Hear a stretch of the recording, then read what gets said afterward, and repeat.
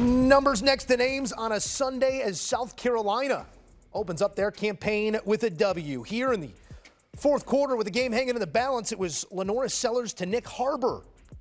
Gets that boat to port on the deep ball 64 yards later.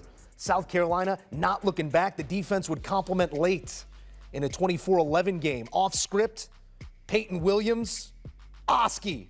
A freebie headed back the other way, an interception.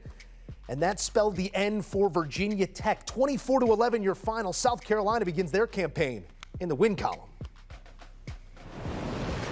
Joe Musso pleased to be in studio alongside my guy Emory Hunt to break this one down. He's got you covered all night long here on HQ. Emory, South Carolina, first drive of the game, they had it set on easy mode, sort of that first 15 scripted that often goes off the way we saw it.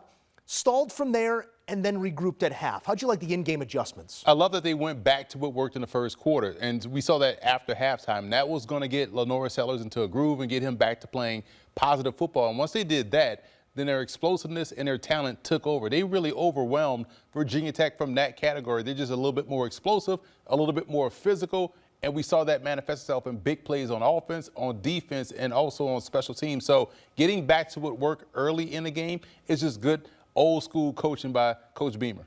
I got Lenora Sellers down for 12 and 19, 209, another 24 yards on the ground, but some timely playmaking. Look calm and collected in moments, which is not something we saw across the weekend here. I know Garrett Nussmeier popped, but Sellers is another one of those quarterbacks that we have one eye on for the Heisman and to make some noise in that conference right now. How do you grade out his first performance? I love that he was able to find his footing again because he struggled outside of that first drive. He took some ill-advised sacks.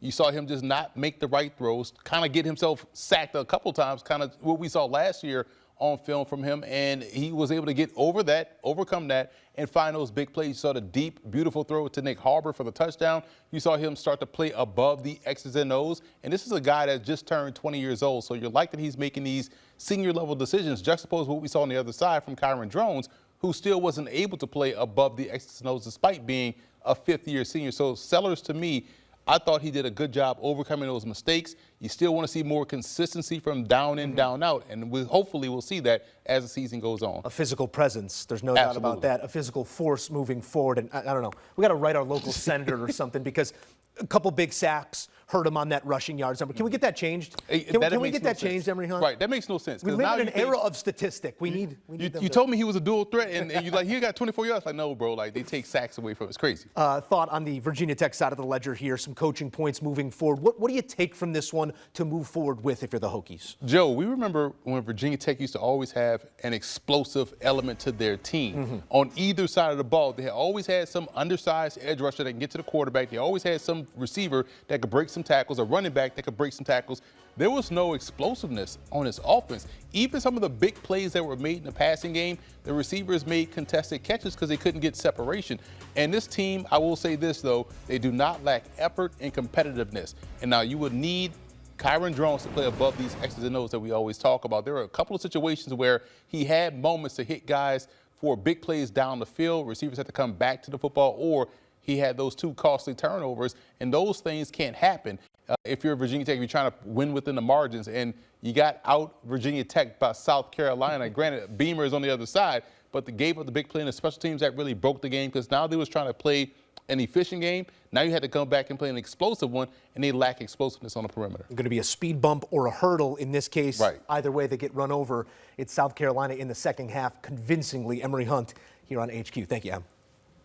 A look at South Carolina's road ahead as they tally the first one, because you can't win them all unless you win the first. They're going to take on South Carolina State. Do not be thrown off by that copy and paste graphic art we have there. Very similar to the Gamecocks logo. Vanderbilt, Mizzou, and Kentucky before they get number 9 LSU. Could it be an undefeated ranked-on-ranked matchup?